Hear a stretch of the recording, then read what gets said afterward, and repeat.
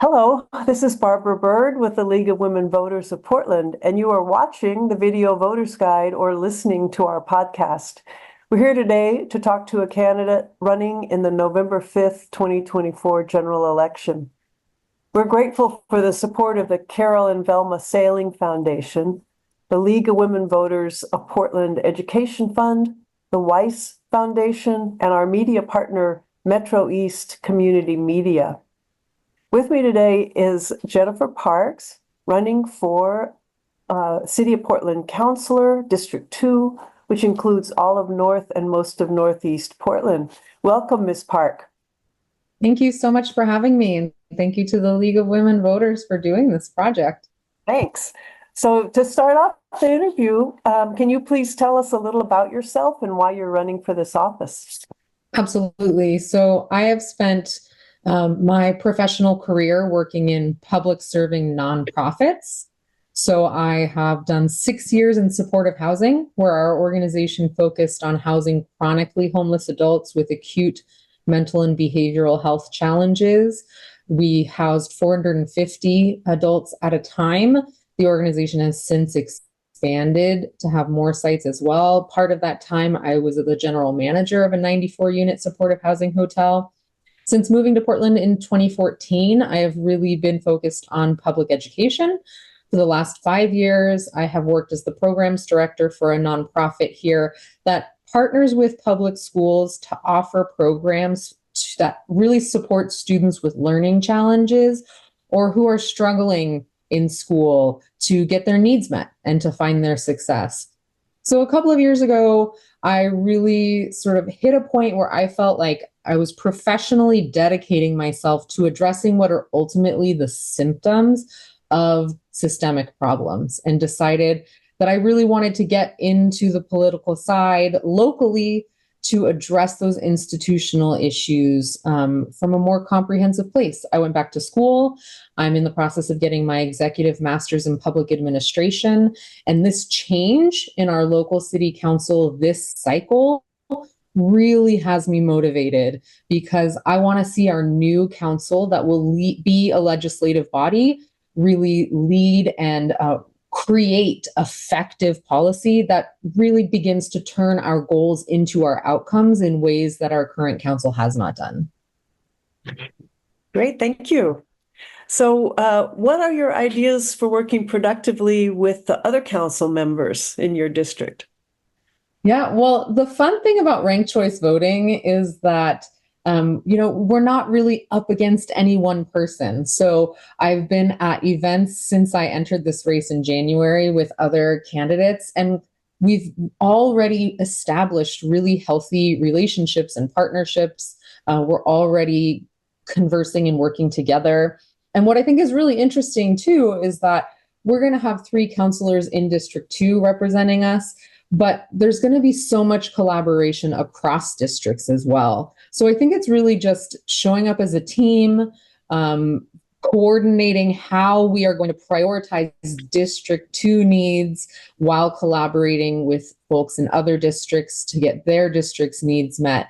So it's just a unique leadership role, really. And I'm excited to bring that. Thank you. What, if any, actions would you consider taking to address the current concerns related to the critical energy infrastructure hub on the Willamette River? Yes, this is a huge issue.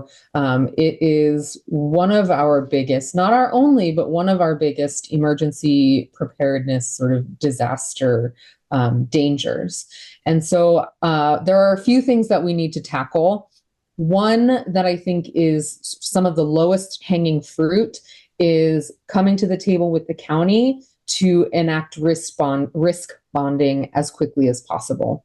That gets the companies that are putting our communities in danger on the hook up front to have money ready to address any emergencies or disasters, as opposed to our community needing to front the money to come back from a disaster and then going after the companies later. So that is something I think we can do very quickly. But there are more things. So there's a coalition of organizations that have put a platform together that includes some pretty interesting overlay zoning that I would like to learn more about and dig deeper into to find ways to ensure that we are requiring that the organizations that have these properties are keeping our communities safe. As well as I think that we need to look into the land use permit that Zenith received recently and the illegal actions they've taken to determine whether we can revoke that change to their land use. Hey, thank you. You're listening to the video Voters Guide interview and podcast of Jennifer Park, who is running for City of Portland Councilor in District 2. Next question. Are you satisfied with the performance of the Joint Office of Homeless Services? And if not, what changes would you support? And please explain your answer. I think that we need to improve their effectiveness and expand the work that they're doing. So we've seen a lot of issues with warming shelters and not being open long enough to support the people's needs, right? Closing while it's still freezing outside.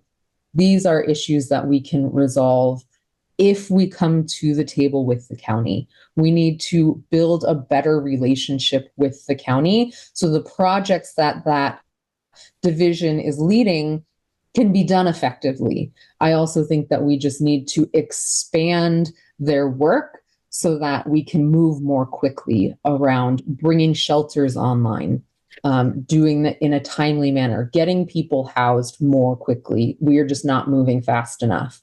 I don't think it's the joint office's fault, but I do think it is the city and the county together collectively that need to solve that problem. Thank you. So, Ms. Park, what skills, experience, and interests distinguish you from other candidates for this position?